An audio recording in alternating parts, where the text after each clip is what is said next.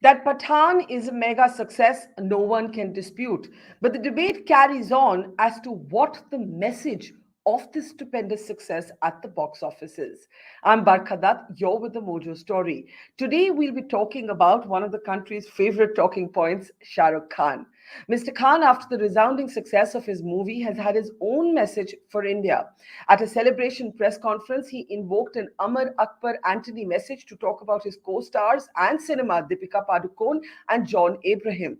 But at a time when Shah Rukh Khan has come under attack from the hashtag brigade, a section of right wing social media warriors who call for the boycott of this film, there's been a lot to talk about in terms of what is the message? How do we understand this victory? Why does Shah Rukh mean so many different things to so many different Indians? And is this success for the love of Shah Rukh or for the love of the movie? And are those two separate things? Writer author Raja Sen has a very intriguing piece in The Mint, titled provocatively, Can Shah Rukh Khan be our Prime Minister? Invoking a parallel with Ronald Reagan in the United States of America, Raja actually talks about how people have wanted this film to succeed not because of the quality of the film itself, but because of a relationship that they have established and want to demonstrate to Shah Rukh Khan.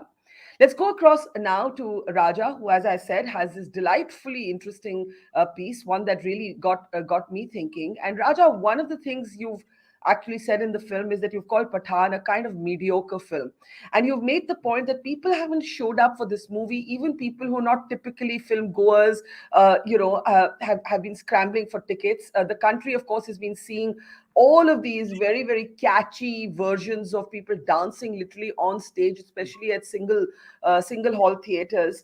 uh, what's going on here actually, according to you? Well, I think it's not, like you said, it's not really about the film. I think the film has become emblematic of this stance. I know lots of people who are buying tickets and not going to the theater. I know people who are buying extra tickets for seats just as sort of a show of support and solidarity. And I think the people who are going to theaters are now going to have a good time. It's become more a festival than a theatrical experience. They're going to dance, they're going to laugh and shout and whistle. And I think, like I've written in the piece, one of the reasons the film does work is because you can't hear half the lines because people are busy hooting and hollering, and that is fantastic. I mean, People are going. are you paying a compliment to the film, to the cinema goer, to Shah Rukh Khan? That's a kind of, as they say, meaty churi remark.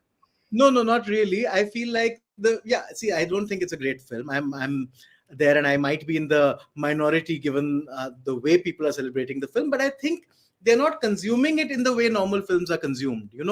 I think our social media being full of people taking pictures of the screen. When was the last time you saw somebody you knew, or a serious journalist or an author, take a photograph of a screen and put it up? So that's happening. So I think it's become more like a Govinda Alare celebration than really to go watch a movie. So it's not about the film as much as it is about the stance.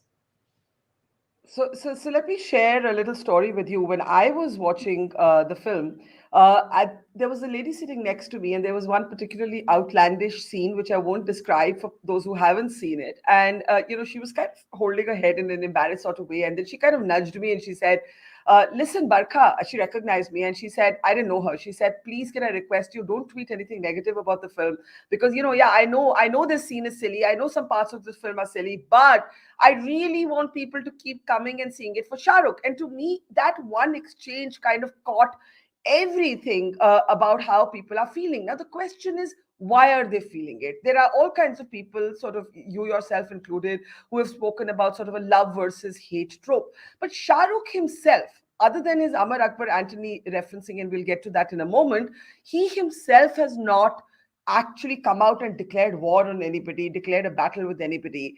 So when we are announcing victors on his behalf, is that authentic? Is that legitimate, considering he's not even declared battle? Let me unmute you once again. Yeah, go ahead. Yes. Yeah. Well, I think he doesn't need to declare battle if we can make him our flag. That's what is really happening here. I think he has just become emblematic of the situation, of the time. People look back on his son's arrest and they think he's persecuted by the government. We don't know how much that was governmental. We can't, there's nothing official about any of that. But there is a perception that people have been against him, and he's just been quiet. This is one of the longest gaps in his career, 4 years plus without a film. And I think people were just wanting something. They wanted to see. I think there's a level of, what the Hindi word is apnapan. And with Shahrukh Khan, I think for some reason India has decided to demonstrate that this is one of our boys, and you can't mistreat him. And even if Shahrukh is not about this mistreatment, even if the film itself is politically a little bit towing borderlines, there is a lot of affection for Shahrukh which is coming through. This is become some kind of celebration of his oeuvre overall. And do you think it has to do with the fact that he had this year where many people felt the trauma he felt when his son went to jail? All of those charges in a drug bust case were later dropped. But it played out for a while, especially on sections of our television media, in a kind of vilified way, and that must have been traumatic. He was returning to the screen after a long time, though he's been silent and not declared any positions vocally for many many years now. Is there a kind of ideological battle line around him? Because the success of the film shows you that people have gone to see it irrespective of how they vote. The numbers are too big for this to be right wing versus left wing. Absolutely. I think people have realized that this is not about right wing, left wing, and which is why I've drawn the parallel with the Bharat Jodo Yatra, in the sense that it's about this idea of. I think people are connecting to this idea of love. It's not even about fan clubs. When Barkha, I've been a critic for nearly 20 years now, and the point is that you see, Salman fans, Shah Rukh fans, they're all factions, right? But this is a point where everyone seems to be celebrating the film. It's not just about Shah Rukh. It's just the fact that people like this idea of loving a film, and I think that's what is bringing people back to the theaters. People are going and having a good time because they feel this film is allowing that. The film is allowing this kind of release. And yeah, it's bigger than Shah Rukh Khan's fan club. It's bigger than any particular political party at this point. So let's pick up two of the interesting comments that you make. I don't even know if you were being purely rhetorical when you said, "Can SRK be a prime minister?" And you invoked a parallel with Ronald Reagan in the United States of America. Now, as I said, the last time Shah Rukh Khan actually took any sort of position on social issues was when he turned 50. I was one of the two interviews he did at that time. And because he faced, I think, he and I have never spoken about this, because I think he faced a enormous amount of toxic backlash from trolls. After that, I don't think I've seen an interview where he's actually taken a position, as it were, on any issue, except let's think about the celebration press conference where he invokes an Amar, Akbar, Antony reference. What did you make of that? No, I think even Barkha, while I don't like the film itself, I think the fact that it is so much about fragmented Muslim identity at a time like this, that is a decision for sure. The fact that he talks about a guy who's not doesn't belong to any specific country at a time when a lot of our cinema is very jingoistic. He's talking about not belonging to any specific country or religion, but to being raised by the movies that his parents left him in a movie theater. So I think those are all stances in their own right.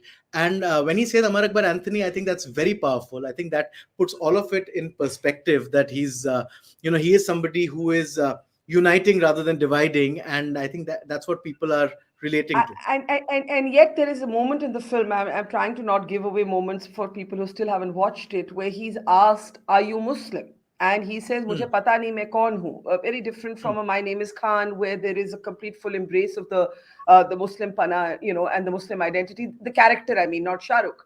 Uh, hmm. what did you make of that moment when he specifically asked, "Are you Muslim?" by Deepika Padukone's character, and he says, "Mujhe to pata nahi," and then he invokes his, as you just described, that he doesn't really know his roots.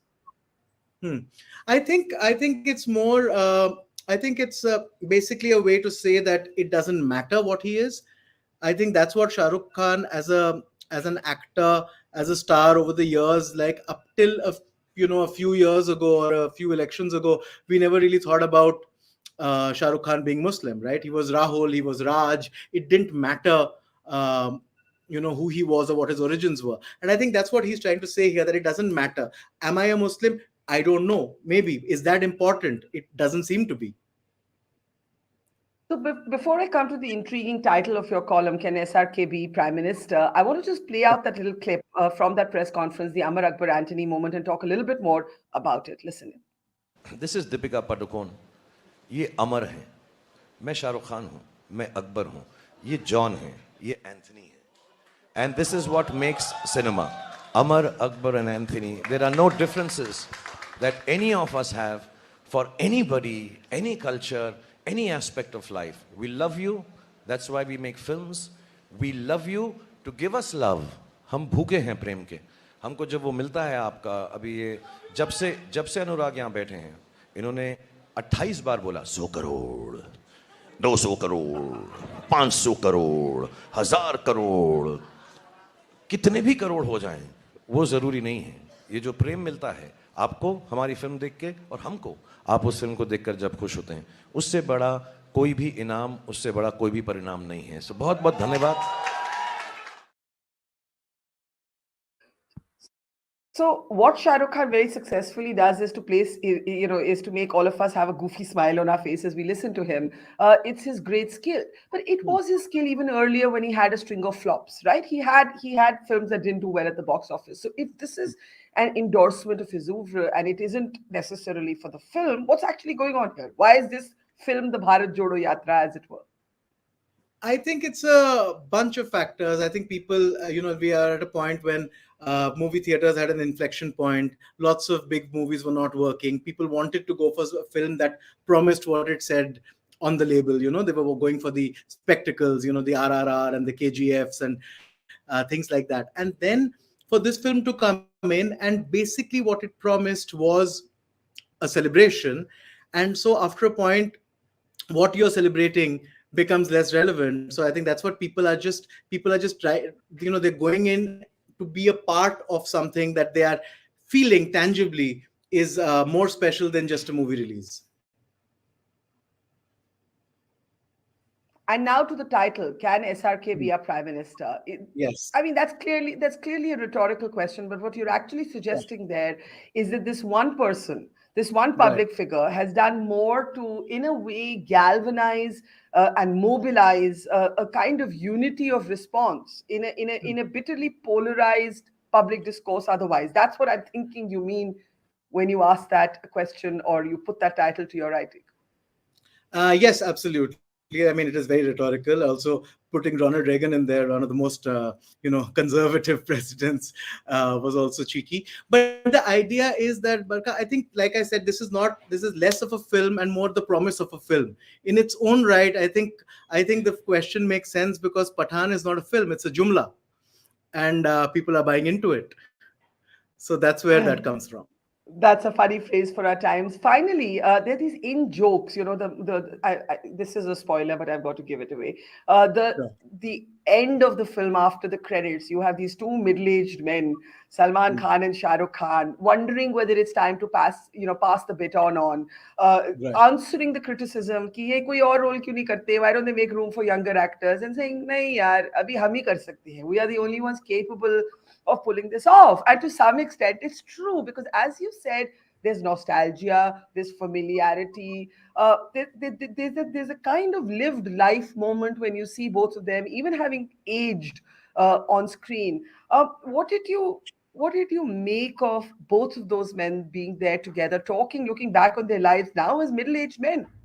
Right. For once, Shahrukh wasn't sort of, being that romantic hero who has a relationship with somebody who's significantly younger. I mean, there's a whole different conversation about Deepika's character, but this conversation is not about that. There's a clear self-referencing to having got on in the years.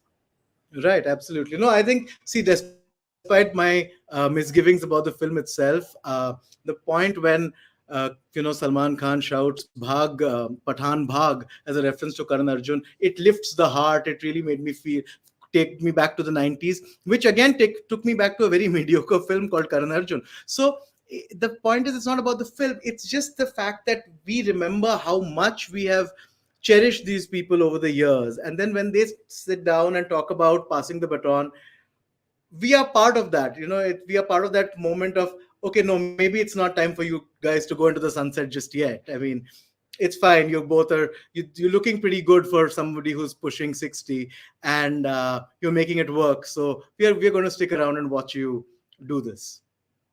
And of course, at the celebration sort of event of this movie, the slogans that were being sort of raised in the air, Raja, as you know, were Bharat ki Shaan, Shahrukh Khan. And I think just that sort of festive, upbeat, feel goodness was something that maybe people were craving, and the movies brought it back. And so, I think you're right. It's the hope of a and it's also becomes like a phenom, right? It becomes the phenom where everybody wants their video like the one you're seeing on the screen, dancing to Jhume Pathaan. Well, thank you, Raja. Beautiful piece. I have to say, I got to read it. I don't know how on my WhatsApp. It's going viral. I'm wondering what the WhatsApp uncles who normally have a conspiracy for everything will have to say about it. But I'm sure even they have privately, if not publicly, just enjoyed going out and having a few laughs and dancing to a song and not thinking too much about whether it's good, bad, or mediocre film. Thank you, Raja. Always a pleasure talking to you. Take care. Thank you, Barkha. Thank you so much. Thank you. It's great to see you here. Thank you for watching our work. If you haven't subscribed yet, don't forget to click the bell icon and subscribe to Mojo Story and support independent, robust journalism.